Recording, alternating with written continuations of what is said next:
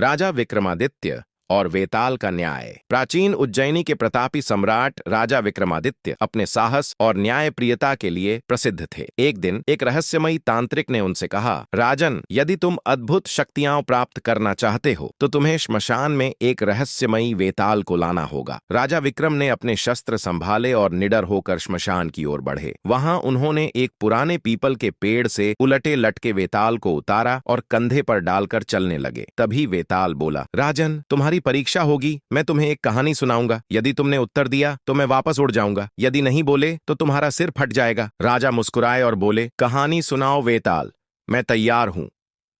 वेताल की रहस्यमयी पहेली।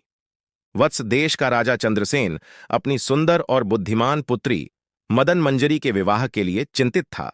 उसने स्वयंवर की घोषणा की और शर्त रखी कि वही राजकुमार उसका हाथ पा सकेगा जो उसकी पहेली हल करेगा। स्वयंवर में कई राजकुमार आए, पर कोई भी पहेली का उत्तर न दे सका।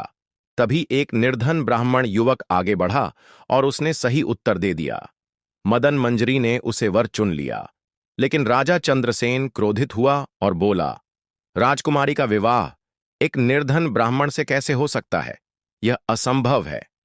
अब राजा विक्रमादित्य से प्रश्न पूछा गया, क्या राजा चंद्रसेन का निर्णय सही था? क्या विवाह में प्रेम और बुद्धि महत्वपूर्ण हैं या धन और प्रतिष्ठा? राजा विक्रमादित्य ने गंभीरता से उत्तर दिया, राजा चंद्रसेन भूल कर रहा है।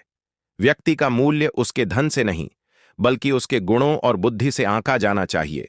यदि व्यक्ति योग्य है तो वह समय के साथ धन भी प्राप्त कर सकता है, लेकिन यदि वह योग्य नहीं तो केवल धन से जीवन सफल नहीं हो सकता।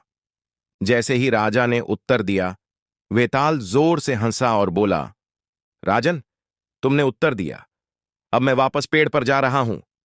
राजा ने तलवार संभाली और बिना थके फिर से वेताल को पकड़ने के लिए आगे बढ़े।